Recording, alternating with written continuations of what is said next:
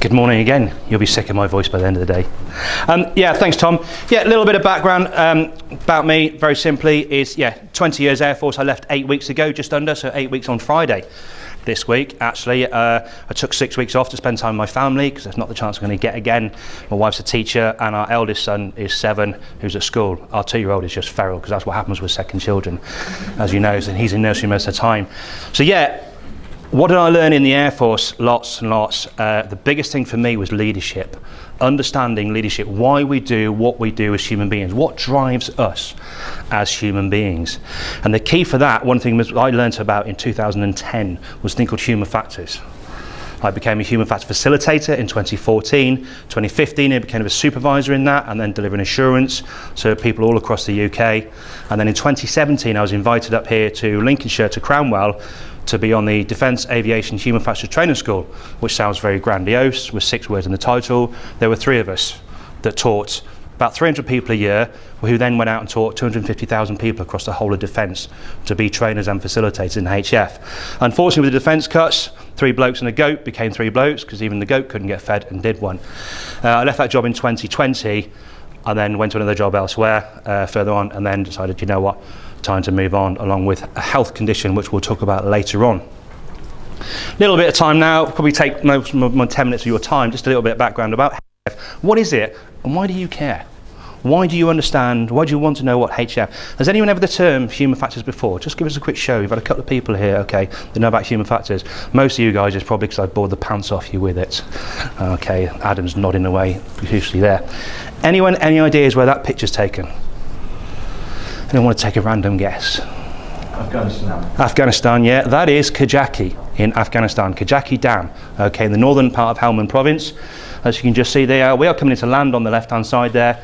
This little site here, I hate pointing at screen, so please excuse me. That little landing site there, we're going to land a 100-foot aircraft on that site. We come down, we turn in, and we land on there. That takes teamwork, that takes trust, that takes communication. All these elements are key to understanding what we do and why we do. The big thing about this is, again, it's just, what do you know about Afghanistan? What's your perception of Afghanistan, very quickly, without going too deep? Sorry? Rugged. Rugged, it is rugged. You know about the news, you know what's going on. One of the things about Afghanistan, it is a very beautiful country with some amazing people in there. The key there I'm talking about is perception. We've got to think about perception. Everything we do is driven by our first contact, our first sight with the whole lot of what it is. Any spotters in the room? Anyone know what that aircraft is? Somebody must. Sorry? Flying Fortress, thank you very much. The B-17, beautiful aircraft. Human factors came about in about the 40s, okay, the very early 1940s. We were losing, I say we, the British, but actually it's Coalition's American aircraft, we were losing more of these aircraft to crashing on the way in on short finals, finishing their sorties, than we were to enemy action. And the reason being is very simple, was the landing gear was right next to the flaps. Any pilots in the room, any aviators, you know what I'm talking about? So you know what happens when you extend the flaps, okay, you decrease your lift while keeping you maintain your speed. So when they're going to the landing gear down, they actually put the flaps down extended. And the aircraft was flying in, skews their hands in the bar, and would literally fall out of the sky. And we would lose more troops. It was a little bit more than just that. You've got to think about these guys and girls. What have they been doing for the last 10, 12 hours? Operating over Germany, dropping bombs on people, the navigation, the weather, the attack, the enemy defences they've got to go through, the pressure they're under, the fatigue they're feeling, the distraction they've got, the complacency potentially, because they're right at the end of the sortie. Who's had a long journey in a car, 4 or 5 hours? You've gone straight through, you're only an hour from home, desperate needing a pee, but it's okay, I can push on because I'm almost home. The most dangerous part as we talk about landing a helicopter is the last 10 feet, because we start to switch off. That human element, that human distraction, that complacency comes in. Talk about that. So we looked at human factors, I say we, the royal we. Human factors first discussed back in then. Anyone on that one? The mighty Nimrod. We won't talk about politics and the government and what happened in 2010 when they decided to scrap the new model of the Nimrod because we didn't need a maritime patrol aircraft, although we just bought another 6 in the last few years. Anyway, we'll swiftly move on from that. In 2006, in the Air Force, we killed 14 people when one of these aircraft crashed. It was airborne over Afghanistan at 35,000 feet. It caught fire as it refueled. All of these wings had been modified, so they got the engines here, with inside the wings were modified to carry additional fuel. The aircraft for years was known what was happening when they're refueling over the skies. What would happen, the guys and girls in the back, 14 people, 12 people in the back, would be looking out the windows and they could tell the pilots that fuel was leaking over the wings. That's how they knew the aircraft was full of fuel. I know, genuinely happened, yeah? We've flown around Afghanistan with Chinooks held together with speed tape, the metal tape. It'll do a trip, as the expression. Are you scared? Don't be, they're pretty strong. Gaff tape. The point with that is, it was known. The culture within at the time, that should have and could have and would have been prevented had people actually spoken up. So Charles Haddon Cave, a respected QC, KC now, wrote a report. He's done a lot of reports. If you Google him, he will see his name across all things like King's Cross and investigations. Went in and wrote a report, and his quote on there is a failure in leadership, priorities and culture. Those three elements, that was from everyone involved with the Nimrod, right at the very basic level, through the engineers, the air crew, the suppliers on the squadron, up to the squadron commanders, top level government, okay, chiefs of the air staff, everyone was involved. British Aerospace, they were at the time, BAE, they've obviously all grown and learnt from there on in. That then became mandated in the Air Force. We need to look at human factors in the Air Force. What is it? What influences our performance? So a few years on, I got really engaged with this and started to look at this.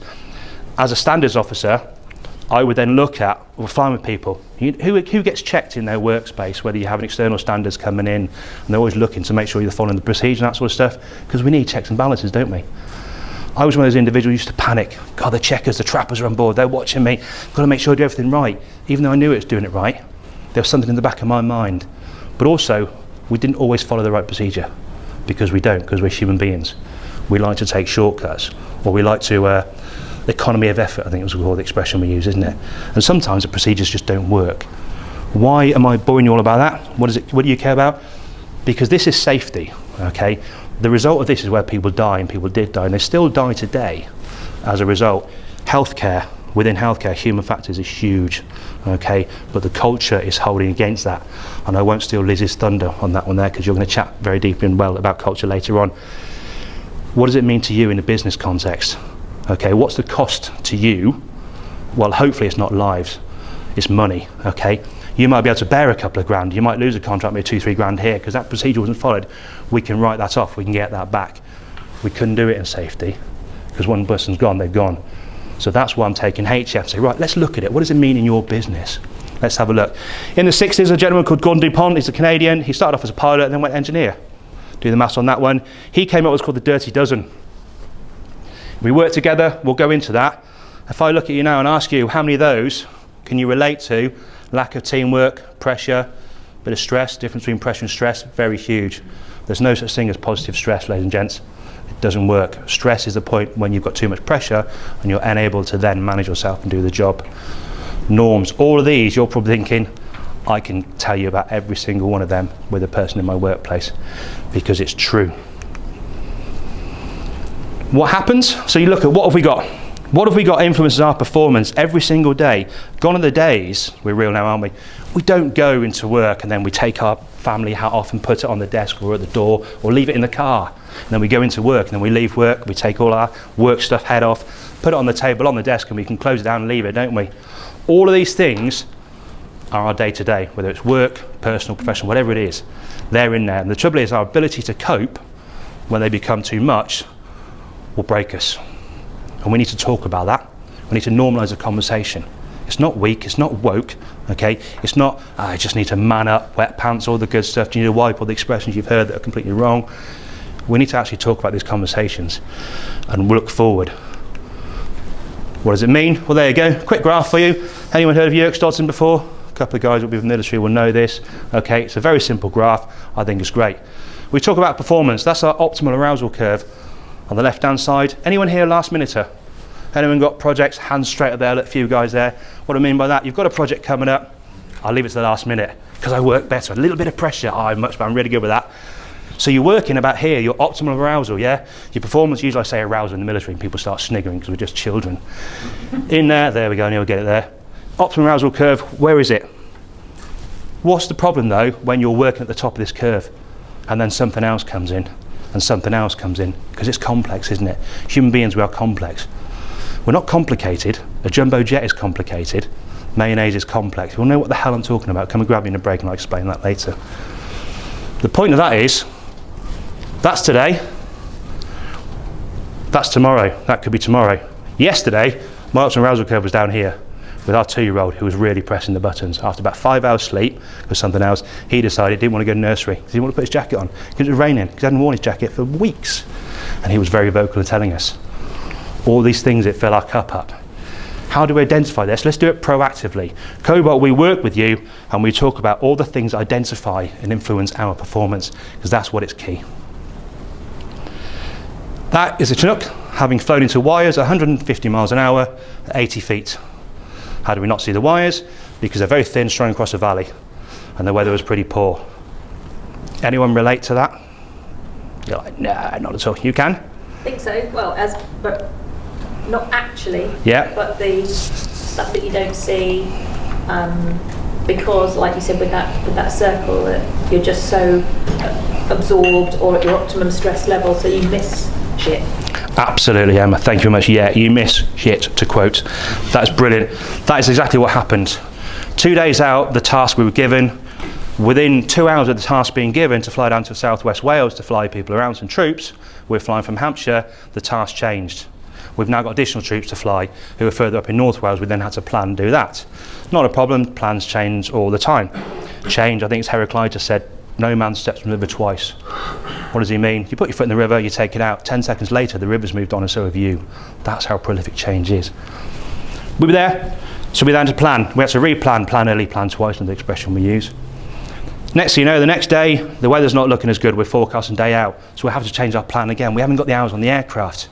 We may not even have the aircraft, so we've got to replan again. All this is going on, there's stuff outside.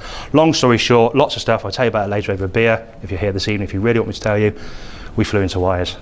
Okay, very luckily, as somebody was flying, we just came at the brow of the hill into the valley. The guy in the jump seat in the middle shouted wires, and the pilot just grabbed a handful of everything, both levers, and pulled up. Had he not, you see where the wires go across the nose there, 2 sets, took all that, damaged all the hydraulic systems. Had he not, the wires would have gone straight through the windscreen.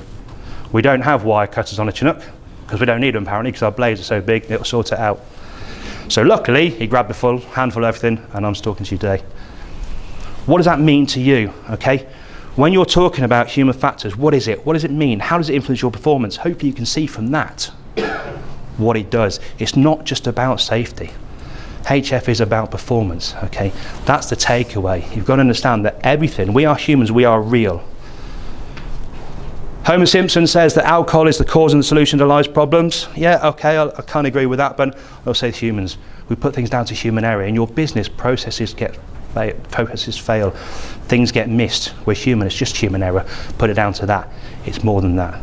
Human error is not the end of the investigation, human error is the start of it. Look at it in a bigger picture. If you're feeling a little bit groggy today, it's just independent, isn't it? That's fine. A couple of days ago, your skin's a little bit itchy and flaky as well. A few days before that, you're feeling a little bit tired. A few days before that, you're a little bit irritable. In isolation, they're all individual. Put it together, it can be something deeper, it can be something more underlying. That's what we call systems thinking. Understanding that science and how it influences our performance is key to all of this. What do we do at Cobalt? We provide HF foundation training, we do it applicable, we do continuation training, we look at it. We then contextualise it into your business. We do different leadership development programs, the keys, trust and accountability, okay? I've made a few mistakes this morning, thankfully some of them said they haven't noticed. But own them, learn from them. If you don't have a psychologically safe environment, how are people going to own up to their mistakes? And then say, do you know what, I messed that up. So then we can learn from it. How can we stop it happening again? Lots of options we can there. If you'd like to know more, then please do get in touch. Last thing I'll leave you with is just, has anyone got any questions? God, he's a good looking chap, isn't he? And that is genuinely me when I had hair. That was 2010. I'd been away for a few months, having got married in the October 2009. I went away for Christmas 2009, and then 2010 I went away again in the summer, and then also the following year, later on in that year. So our first year of marriage, I managed to spend 7 months out of the country in Afghanistan. The Taliban saw more of me than my wife did. So yeah, that cost me a few presents. Does anyone have any questions? I appreciate I've just probably talked at you for quite a lot about HF. I am passionate, I love it, because it's everything we do, it's what drives us. We can't just say human error. Does anyone have any questions before I hand over to Tom? The silence fills the room. I've either baffled you or bored you. All really good.